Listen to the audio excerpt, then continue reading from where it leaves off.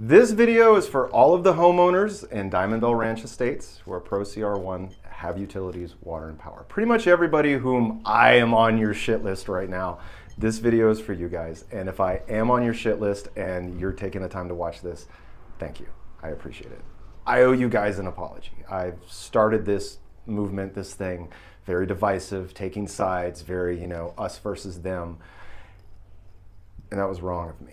Because what I have realized over these past few weeks of doing this is that the existing division, the existing tension between homeowners with water and power, the off-gridders, and with the county, this division and tension is not derived from malicious intent. It's not. It's derived from a complete lack of understanding on all three sides. And we are changing our tone with Take Back the Bell because I'm seeing that lack of understanding. And I believe that communication, that all of us working together, is going to be the best way of doing that. So I apologize for being divisive, spilling coffee, and all of that. And I've been wanting to make this video for the past few days, and even today it's super windy, and the shade and the wind are on the same side of the building, so that's why I'm in the shed. But that's the thing. We're changing our tone. I'm actually changing my property to be a public park, Diamond Bell Community Park, because I want you guys to feel welcome coming to these meetings that we're having every Sunday. And we're starting to do these meetings a lot more structured, where if we do have people that come up and there is opposing sides, we're going to pass the baton around. Everyone's got 2 minutes to speak. We're going to do them real structured because we are all community here, because it is our love for this area, for Diamond Bell Ranch. It is a gem in Arizona. It does not look like the rest of the state. It's very green, a lot of trees, nice breeze blowing. That's why I gotta be inside filming in the tough shed. There's a reason why all of us are so passionate about being able to live here. So let's bring that together. Now, I completely understand why all of the homeowners in Diamond Bell Ranch Estates are vigilant about protecting this area. And especially when you've got places like Greenwald Acres right around the corner, which is that neighborhood off Sassabee and Altar. You know what neighborhood I'm talking about. It's double wide dystopia. It looks like Sonora and Nagasaki.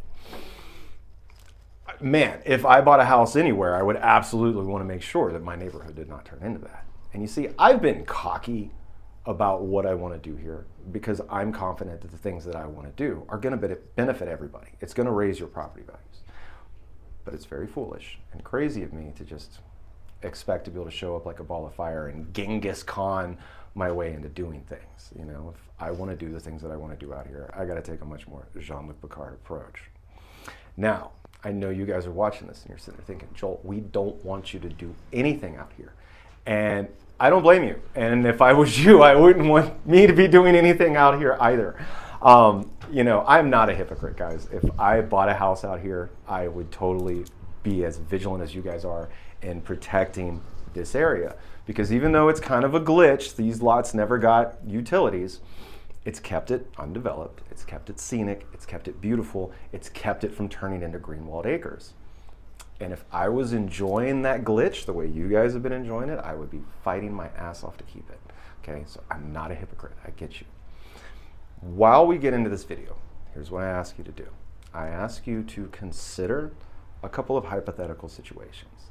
Now, in my opinion, especially my outside opinion, I don't think that the glitch of these lots, like this limbo that they're in, I don't think it's as permanent and as protected as what you guys think. And I'm going to explain. And first of all, as I get into these hypothetical scenarios, I am not trying to scare you guys into going along with my BS. I am not a fan of negative reinforcement at all. So sharing this with you, I'm not trying to scare you. Okay, just being honest with you about what could happen.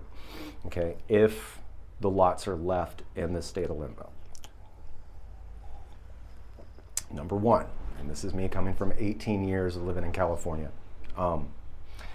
We have joked over here at Take Back the Bell that, hey, if the county kicks you off of your private property, make sure you have a Mort Friedman lot picked out to go squat on. Because there's not many squatters out here, but there are a few, and Daniel, code enforcement, can't do anything about the squatters. Can't remove them, can't ticket them, can't fine them. the squatters are protected by these squatters' rights that are kind of destroying our nation right now. So our joke, and it's a joke within us, is that, hey, we know what lots of the Mort Friedman lots, the original developer, and he's behind on his taxes on that. They're pretty much abandoned. We know what lots those are. So it's like, hey, make sure you got a Mort Friedman lot picked out, because that's where you got to go squat if you can't live on your own private property. That's us joking. That's us being cute. The reality is that Tucson has seen a 60% rise in homelessness just this past year. Remember that Venezuelan guy that got kicked off of TikTok a couple months ago because he was basically telling all of his buddies, hey, come to America, find an empty house, you can squat in it and they can't kick you out? He got kicked off of TikTok, but he did his damage. He got tens of millions of views. If some jackass, especially on the Tucson Reddit, which is very active and very of the political nature where they would think this is cool, if someone alerted everyone in Tucson to how easy it is to come and squat in Diamond Bell Ranch, we are all screwed. Like, we talk about this like, holy shit, we don't want this. You guys don't want this. And it's like, I know you don't like our RVs, but it would be tense. It's going to be the tent cities that I just escaped in California, which are everywhere. And like I said, I am not trying to scare you guys. I am not trying to use negative reinforcement. Just, me coming from California and watching how fast those tent cities popped up and how they are everywhere. Yeah, where the squat and be good, the squat and be good. And I know how people who like to do that, they all communicate with each other. They all know where to go to get free stuff. They all know where to go, where they can stay. It's like, especially with phones. So it's like the risk of this place turning into Squatifornia is really high. And that is terrible for all of us. That is like, bye. That's all of us packing up. All right, Alaska bound. Second scenario, the county, even though they do not have as many of these illegal immigrants as places like Chicago and New York, Tucson is a sanctuary city. Pima County is a sanctuary county, and they are dealing with huge budget problems. That's why we're having our meeting tomorrow at the BOS about the taxes. This video is probably going out sometime. Anyway, the county has got a bunch of people they got to house. Well, what happens if some official gets the bright idea, hey, let's put all these undocumented immigrants in FEMA trailers in Diamond Bell Ranch? Guys, I grew up in Louisiana. I was in Hurricane Katrina. I know what they will do with displaced people in FEMA trailers, and this is a perfect spot for it. Again, I'm not trying to scare you. I'm just trying to let you know that this state of limbo is not as strong as what you think it is. And I mean, this is just, you are welcome to disagree with me. Please tell me in the comments, come disagree with me. This is my experience in California and in Louisiana through Hurricane Katrina, because I moved out west a couple months afterwards. Quick story, I grew up in Baton Rouge. We're about 90 miles up the river. We didn't have much hurricane damage. We had half of the city of New Orleans move in on us overnight. Totally different cultures. New Orleans, crazy tourist party city. Baton Rouge, very conservative football town. Did not mix at all. So I know how Arizonans feel about all this Californians just arriving. The good news is that Texas and Florida are getting the California residents. Arizona is getting the California businesses. So you guys are arguably getting the best of us. You're getting the entrepreneurs, the inventors, the people who know how to create products, goods, services, and jobs. We know how to make things work.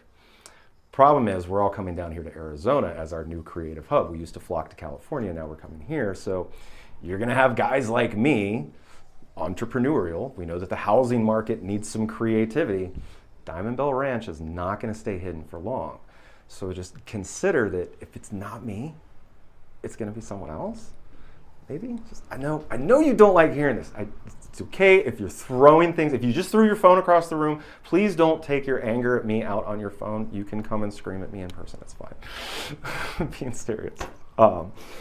Here's the thing about these tax liens, okay? And this is the thing that I'm willing to bet most of you do not know. All of these Mort Friedman lots, they're all at $5,500 in back taxes, okay? And they are past the auction process. They are in Pima County's, you can just buy these right now bucket. If I had $2 million to invest, in fact, if I had $5 million to invest, I would scoop up all of these tax liens because you can just buy them right now. Mort Friedman has 3 years to pay you back at 16%, which you owe $2 million. That's pretty good. Even if I bought one lot for $5,500, 16% over the next 3 years is great. And then if he doesn't pay me back, which he's not going to do, I get the lot. It is, and these are all just open for the taking. You can just go buy them right now. So big developers, when they catch wind of this, that holy cow, we can scoop up all these lots, because $5,500, that's still below market value. And all they've got to do is put in $2 million, they get all these lots, and throw in another $2 million, they'll pay to run their own power and water down here. Now I know what you're thinking. Oh, that sounds great. They're going to build houses and develop the lots.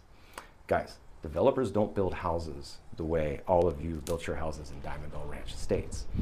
Developers build tough sheds, glorified sheds, and then charge $1 million for them. I ask you to go watch some of the home inspectors on social media right now, especially Sci-Fi Home Inspections. He works out in Queen Creek down in Maricopa County where they're building a lot of houses. They are building crappy sheds and putting these things off as houses. And they're building these homes not to be sold to first-time home buyers. They're building these homes to be sold to investment companies that are going to turn around and rent them out. So if a developer buys up all these tax lien lots, yes, they're going to run their own water and power out here. Yes, they're going to build houses, but they're going to build cheap shed houses that they are going to sell to BlackRock, who's going to turn around and rent them out. And then you're going to have a whole neighborhood of renters. Now, I know that you guys don't like us sitting here on our RVs, but we still own our property. We still have this pride of ownership. You don't get that with renting tenants. And then, if you've got a whole neighborhood of rental homes, let's get real. 3 Points doesn't exactly have the highest income ratio bracket. There's a high chance that that neighborhood of rental homes will turn into Section 8. I lived in a really cute neighborhood for a couple of years in San Pedro, California, and that neighborhood would have been great if it wasn't for the one apartment building that was Section 8. You could see the trail of litter going from the convenience store on the corner all the way back to the neighborhood where that building was. And you could see the people causing problems always head back to that building. Imagine if all of these lots were turned into Section 8 housing. Suddenly my RV isn't that bad. Now again, I am not trying to scare you guys. I am not a fan of negative reinforcement. I want you guys to go along with my plan because you like my plan.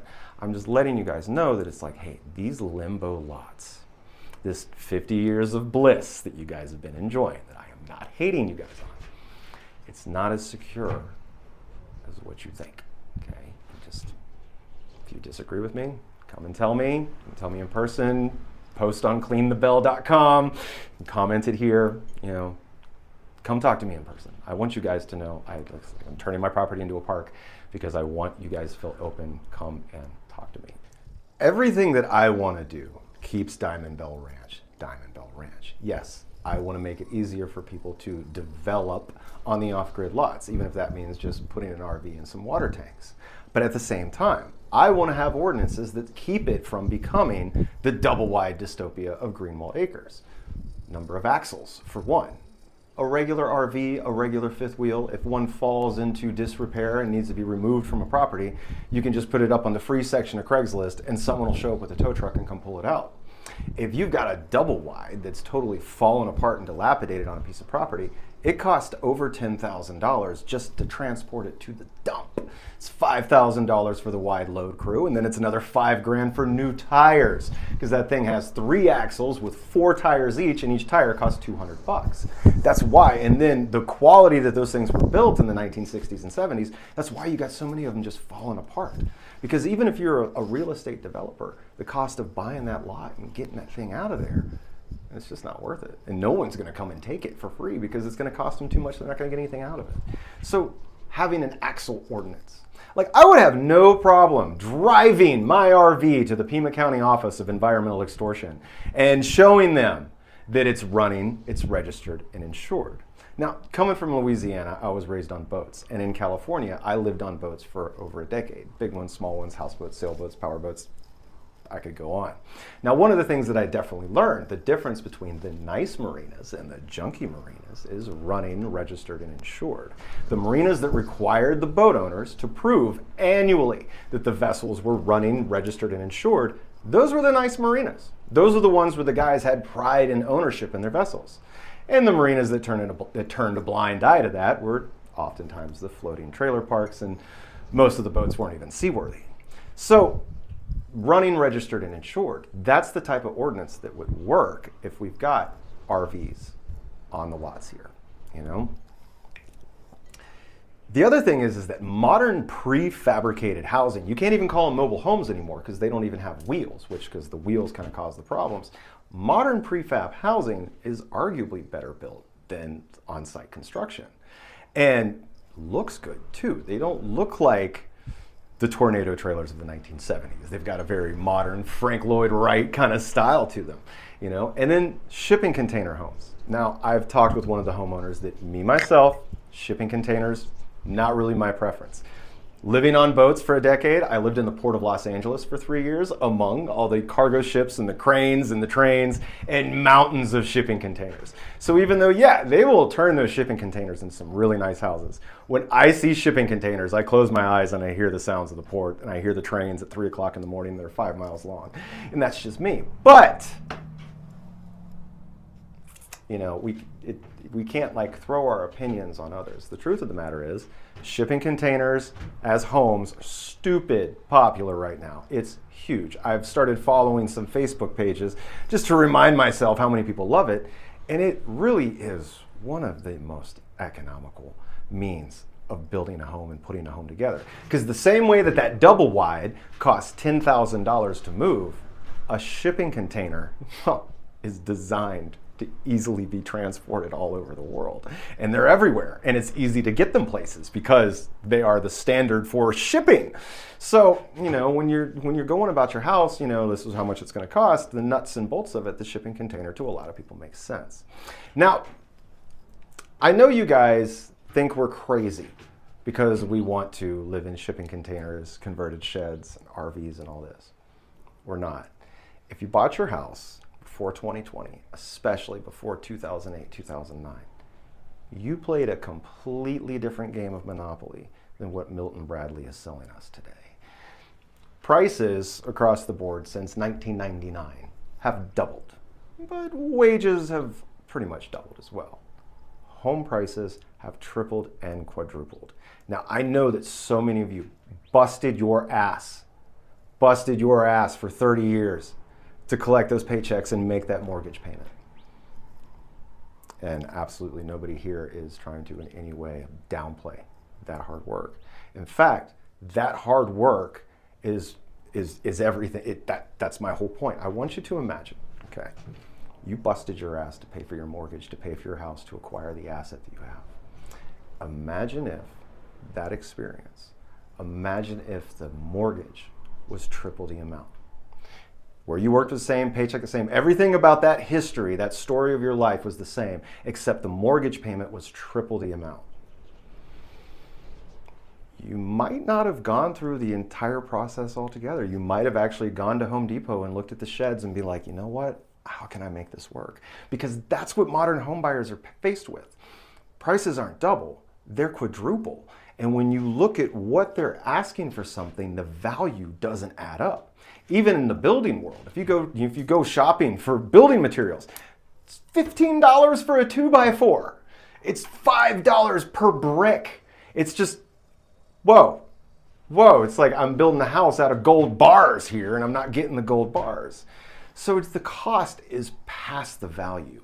And the hard work is no longer hard work. It's, okay, if I live in my car in between my two jobs, I might be able to visit this house I'm paying for on Veterans Day, Memorial Day, and Christmas.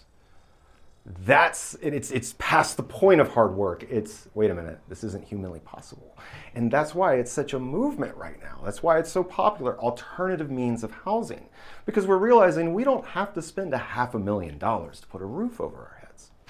Now, the other thing you've got to consider, all right, especially if you were born before 1975.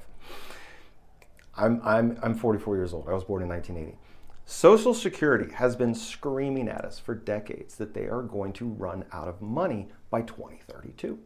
They've been releasing this every year since like 1990 something. So my generation, we are faced with the task of funding our own retirement. And you see, my grandparents, when they retired in the 1980s, they had their house paid off and they had their Social Security check, and they did fine through the 80s and 90s, carried out their lives. But the game is not the same. Not only does Social Security not really caught up with inflation, but it's not going to exist when I am of that age that I'm going to need it. And I know everyone says, oh, they'll do something, they'll figure something out, they'll pass a bill. And I'm like, okay. Everyone saying that doesn't have to take the risk. I do. So we have to fund our own retirement. So instead of spending $1,500, $2,500 a month on a mortgage, I'd rather spend that on some gold and silver, some stocks, something that's gonna, make me money when I'm too old to work, but I still need shelter and food. That's why. That's where we're coming from with this, like, okay, how can I turn a shed into a home? How can I just kick it out here in an RV? How can I protect my wealth? Because I have to fund my own retirement. Believe me, if I could buy a home at the same value, even if adjusted for prices, adjusted for standard inflation, if I could play that game of Monopoly that you guys played before 2008, I would have already played it. But I just wasn't at the right age. I was 28, 29. That's when, you get in your late 20s, early 30s is when you start thinking about home buyership, and that's when, boom, all that happened. And I mean, not trying to make excuses. I did good. I found ways to get ahead, put my money into gold and silver bullion, but at the same time, it is what it is. And so we don't want to hate you guys for buying that lottery ticket at the right time. We want you guys to understand that it's just like I said, Milton Bradley is selling a totally different game of Monopoly right now than what you guys got to play. And so this is why we don't want to live in sheds and RVs because we're just a bunch of rascals. It's because we've got a lot more that we've got to deal with, a lot harder life decisions that we need to make, and protecting whatever pennies we have is the best way to go about it. We're all one community. We're all Diamond Bell Ranch. We're living two completely different worlds. If you have water and power versus off-grid, not to mention we have the cows roaming on our lands, totally different lifestyles. But at the same time, we have more in common than what we realize. We need to get to know each other and bridge this gap. Like I said, I'm on a mission. Give me a call, give me an email. I will give you a call. We can do a one-on-one, come to the meeting. I'm starting to ramble and my phone's telling me I got 20% battery left. If I am still on your shit list after watching this, that is okay.